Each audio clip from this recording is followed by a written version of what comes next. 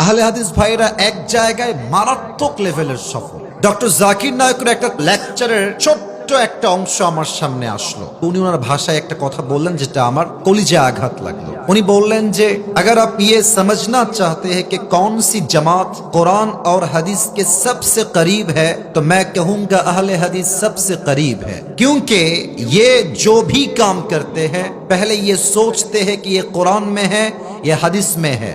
अगर कुरान में और हदीस में सही बात है फिर मैं अमल करूंगा। ये अहली हदीस की पहली निशानी है कि वो सही हदीस पर अमल करने की पूरी तरह कोशिश करते हैं। उन्हीं बोललेन आपनी যদি পর্যবেক্ষণ করেন যে কোরআন এবং সুন্নাহর কাছাকাছি সবচেয়ে কোন দলটা একটু বেশি এগিয়ে আছে, উনি বললেন আহলে হাদিস অনেক বেশি এগিয়ে আছে। কেন এগিয়ে আছে?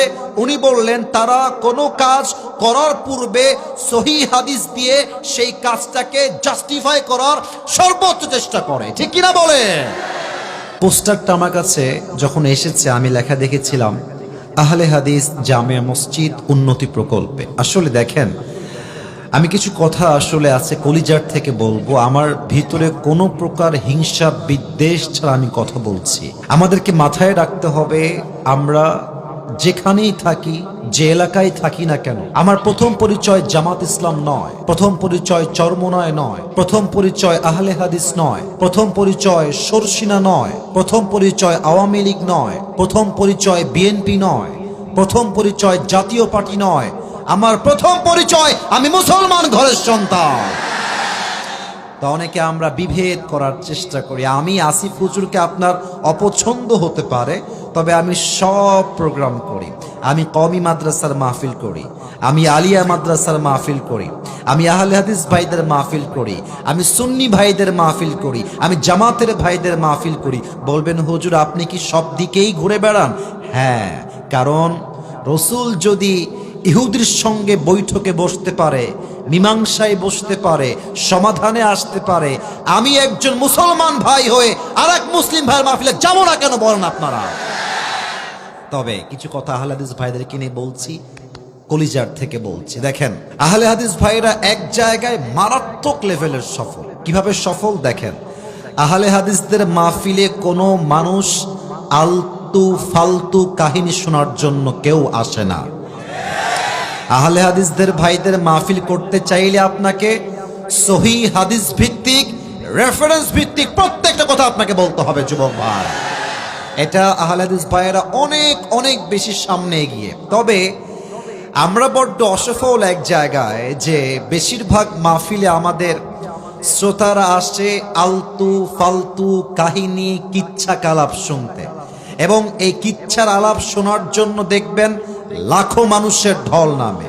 ইভেন একটা বিষয় খুব খেয়াল করবেন, এই দেশের সিস্টেমটা হচ্ছে, আমি জানি এটা সবার জন্য শুনতে তিতা, এটা আমার জন্য আরো বেশি তিতা। কথাটা হচ্ছে এইরকম, এই দেশে যোগ্য আলেমের দামের চাইতে ভাইরাল ব্যক্তির দাম বেশি যুবক ভাই। শুনতে তিতা, আমার জন্য তিতা, আপনার জন্য তিতা, বাট সত্য এটাই। আমার চাইতে কত যোগ্যতা সম্পন্ন আলেম আছে, মানুষ দাম দিতে চায় না কেন?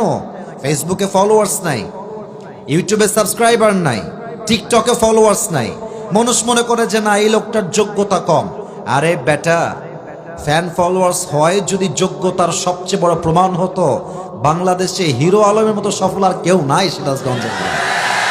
এটা সফলতার মানদণ্ড নয়। সফলতার মানদণ্ড হচ্ছে আপনি কোরআন থেকে হাদিস থেকে কথা বলতে পারছেন কিনা। ঠিক কিনা বলেন?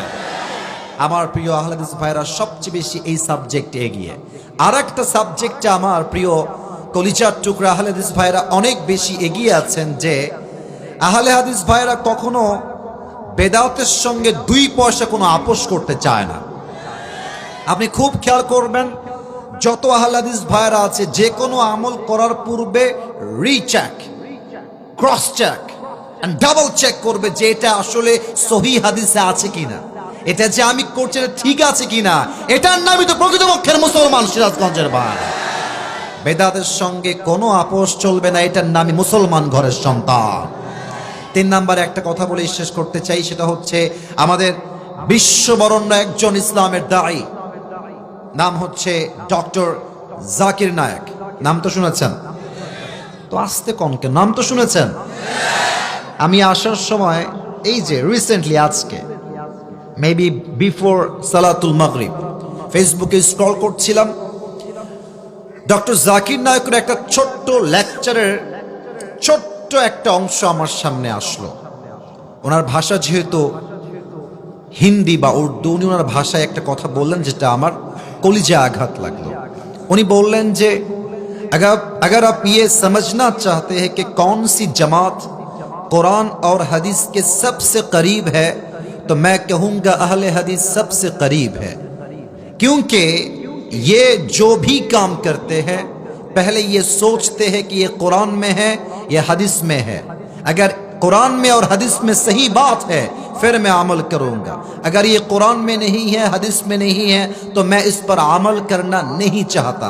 ये अहली हदीस की पहली निशानी है कि वो सही हदीस पर अमल करने की पूरी तरह कोशिश करते हैं। उन्हीं बोलें आपनी যদি পর্যবেক্ষণ করেন যে কোরআন এবং সুন্নাহর কাছাকাছি সবচেয়ে কোন দলটা একটু বেশি এগিয়ে আছে, উনি বললেন আহলে হাদিস অনেক বেশি এগিয়ে আছে। কেন এগিয়ে আছে?